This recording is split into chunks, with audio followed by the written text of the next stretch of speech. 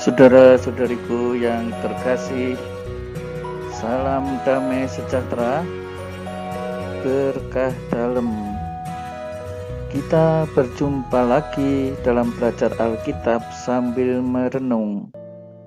Tema kita kali ini, jika tanganmu menyesatkan engkau, penggalah. Bahan dari Injil Markus, bab 9, ayat 38 sampai 43, dilanjutkan ayat 45, dilanjutkan lagi ayat 47 sampai 48. Baik saudara-saudariku yang terkasih dalam Tuhan, jangan lupa untuk subscribe, bagikan kepada teman-teman dan like. Kata Yohanes kepada Yesus, "Guru, kami lihat seorang yang bukan pengikut kita mengusir setan demi namamu. Lalu kami cegah orang itu karena ia bukan pengikut kita." Ya, pada waktu itu pemikiran Yohanes masih sangat sederhana ya. Jadi barangkali inilah yang perlu diluruskan oleh Yesus ya. Yang perlu diajarkan oleh Yesus kepada murid-muridnya. Ya, ini kan mengusir setan ya. Setan itu kan yang selalu mengacau melawan Tuhan. Ya, kalau ada orang mengusir setan apalagi disebut demi namamu, ya tentu saja ini pasti sahabat Yesus ya.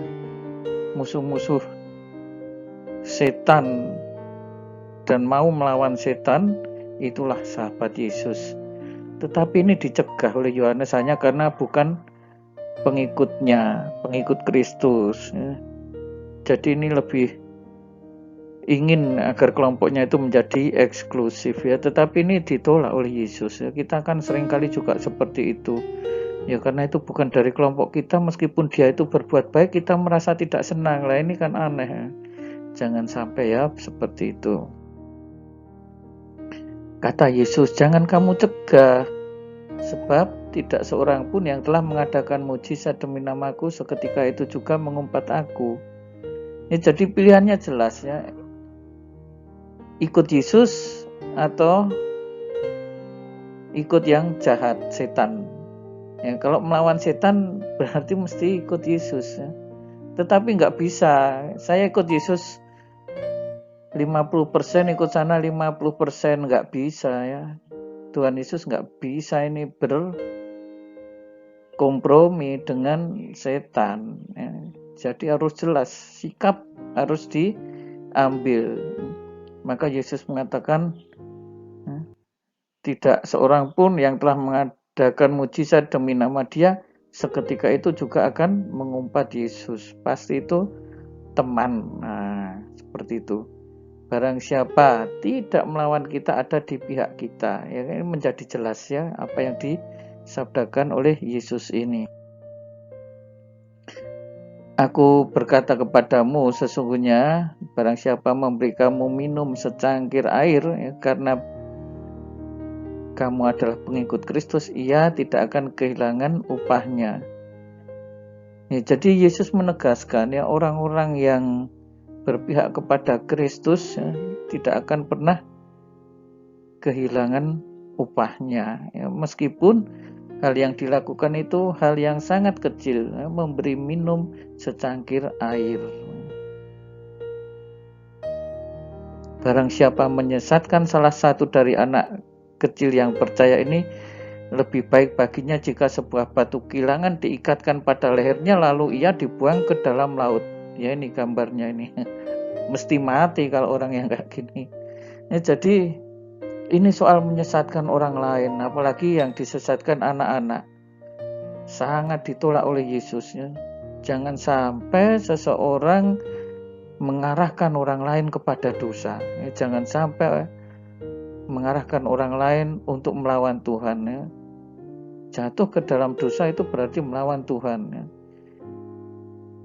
Bahkan perbandingannya menjadi sangat ekstrim ya. Lebih baik orang seperti ini diberi batu kilangan diikatkan pada lehernya, dibuang ke dalam laut, ya pasti tenggelam, mati ini. Bagi Yesus orang seperti ini nggak layak untuk hidup, menyesatkan orang lain. Lebih baik kalau dia tidak ada, sekurang-kurangnya orang yang tersesat lebih sedikit. Nah, kira-kira seperti itu. Saudara-saudari, kita bisa merenung ya, apakah kita pernah ya mengajak orang lain untuk berbuat dosa itu?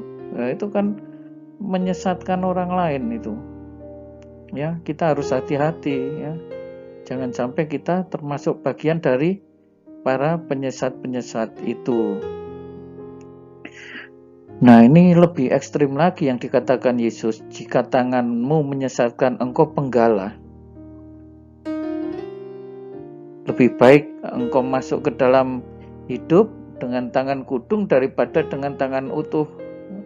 Ya, utuh kedua tanganmu dibuang ke dalam neraka, ke dalam api yang tak terpadamkan. Ya. Masa kita akan tega ya menggal tangan kita sendiri? Ya, tetapi ini nanti akan kita lihat apa sih maksud Yesus seperti ini. Tapi coba kalau tangan kita menyesatkan, ya, lalu penggal, sudah kita nggak punya tangan. Ya, tetapi kita akan hidup. Karena apa? Ya. Engkau akan masuk ke dalam hidup dengan tangan kudung. Jika kakimu menyesatkan engkau penggalah, ya, lebih baik engkau masuk ke dalam hidup dengan timpang daripada dengan utuh kedua kakimu dicampakkan ke dalam neraka. Tadi tangan dipenggal, sekarang kaki dipenggal.